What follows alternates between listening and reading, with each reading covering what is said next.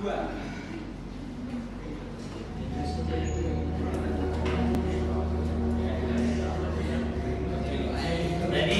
gimana? Coba angkat tangan nomor 1 ada berapa orang? 1 orang lagi di jalan. Oh, 1 orang masih di luar ya?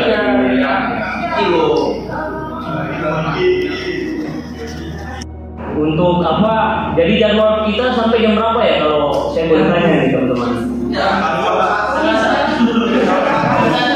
Oh, jam 1 ya? Kok sedikit sekali? Mungkin karena apa ya? Mungkin karena di kondisi lagi puasa, jadi langsung jadi dikurangi berapa? 1 jam ya? Atau 1 jam? Jadi tadi saya bisa dengan identitas nasional di situ. Kalau kita berbicara tentang identitas, itu apa yang ada pada benak teman-teman di situ? Ada yang tahu apa itu identitas?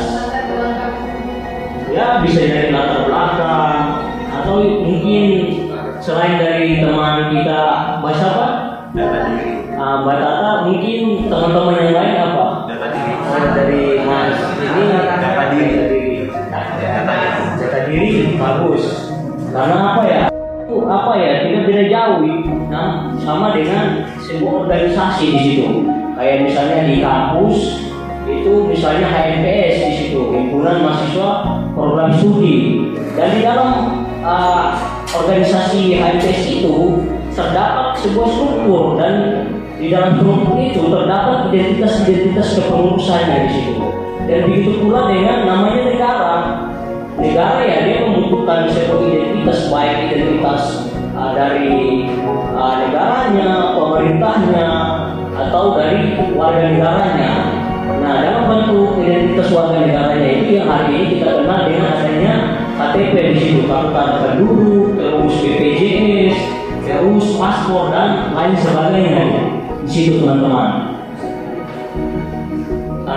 Di situ ternyata landasan filosofi itu terdapat dalam gagasan-gagasan yang ada pada undang-undang dasar maupun ada pada nilai-nilai Pancasila di situ. Misalnya landasan filosofi sebagai jati diri negara Indonesia itu terdapatnya itu di dalam negara Indonesia terdapat adat budaya istiadat, terus terdapat agama-agama itu sebagai salah satu tanda antara tanda atau sebuah perbedaan antara kita negara Indonesia dengan negara-negara lain di situ. Misalnya di bangsa di negara Cina itu etnisnya cuma satu, yaitu etnis Tionghoa. Kalau di negara kita banyak etnisnya ada pada agama. Nah, ya ternyata teman-teman negara memiliki sifat yang memaksa di situ. Dalam artian negara dengan kekuasaannya tersebut mempunyai hak dan kekayaan alam yang negara ternyata ada beberapa wilayah yang tidak dijajah oleh Belanda di situ, seperti Buton atau Kesultanan Buton, terus seperti wilayah di Pulau Timor atau hari ini disebut Timor Leste itu kan sempat menjadi bagian dari negara kita di situ teman-teman.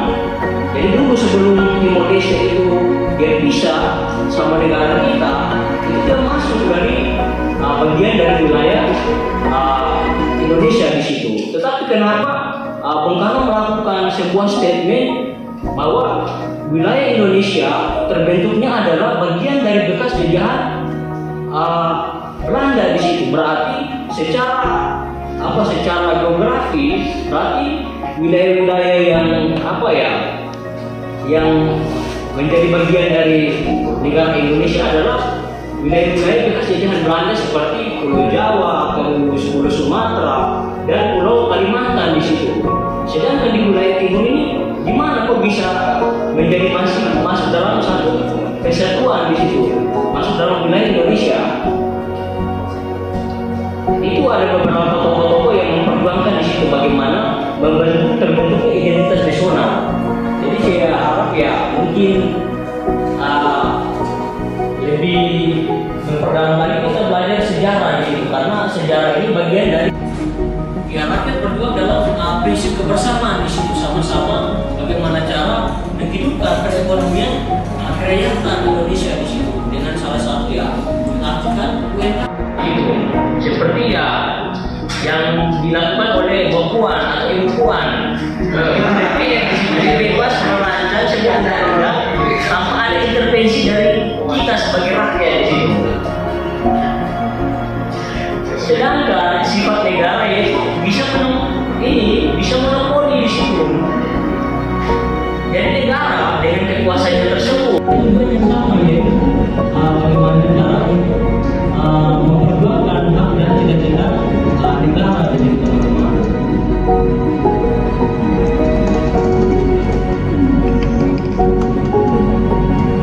Jadi secara pengertian adalah dengan syarat menerapkan sikap perilaku yang baik dan dalam kehidupan sehari-hari atau dalam bermasyarakat dan berkehidupan. Negara menangkap di situ, artinya negara mempunyai alat, yaitu alat yang berupa hukum di situ. Yang sedangkan menurut Volcker, yaitu belum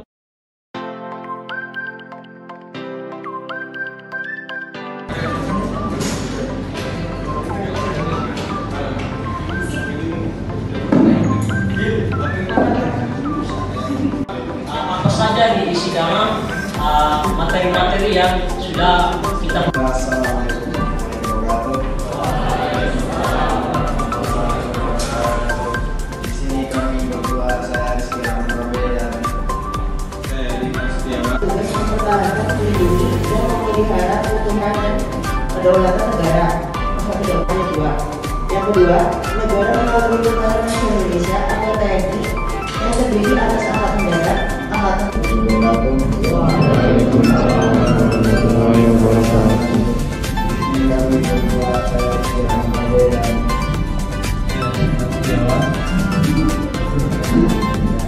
Kami ingin mempresentasikan apa yang dibuatkan.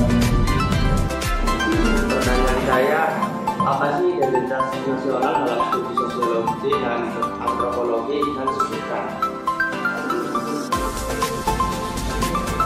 Ya, itu mungkin dijawab. Karena jika tidak baik, negara kita tidak akan maju dan berkembang. Pengetahuan, maka satu manusia akan membutuhkan manusia lainnya. Oleh karena itu, manusia akan hidup dalam berkelompok-kelompok.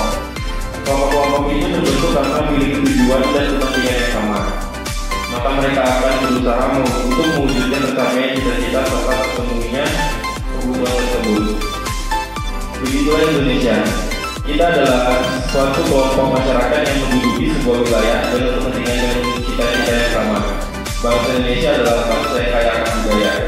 Karena bangsa Indonesia terdiri dari banyak suku. Sebagai bangsa yang kaya budaya, sumber daya alam serta sumber daya manusianya, Indonesia pastilah memiliki identitas bangsanya sendiri. Identitas bangsa ini adalah ciri khas suatu bangsa yang membuat dia berbeda dari bangsa lainnya.